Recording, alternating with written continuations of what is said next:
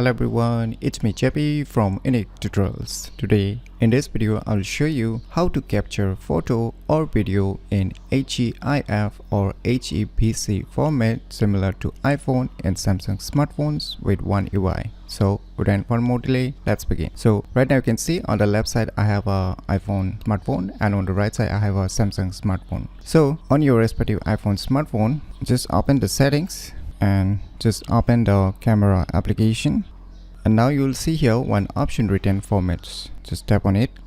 Now here you will see one option written high efficiency, right? So if we select it, now you can see here at the bottom it's written that it will capture in the HEIF as well as HEVC format, right? Once you select this high efficiency option. So after that, if you capture any photo or video, then it will be saved in the HEIF as well as in the HEVC format. So in order to get the similar options on your respective Samsung smartphone, what you need to do is just open the Samsung camera application, and now you will see a settings icon on the laptop corner. Just tap on it.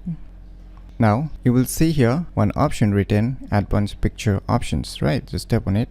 Now you will see here high efficiency pictures. So by default this option is not being enabled, so if you want to take a HEIF format, then you need to enable this option.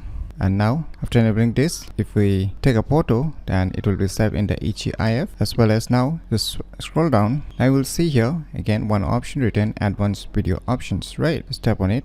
Now here you will see once again one option written high efficiency videos. That means once you enable this option, your recorded video will be saved in the HEVC format. So now after enabling both this option, let us take some photo. So let me take a photo.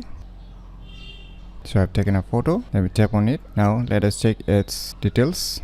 Now you can see here it's written HEIC, so it's an image format. So HEIF as well as HEIC is almost the same format. And now let us record a video also.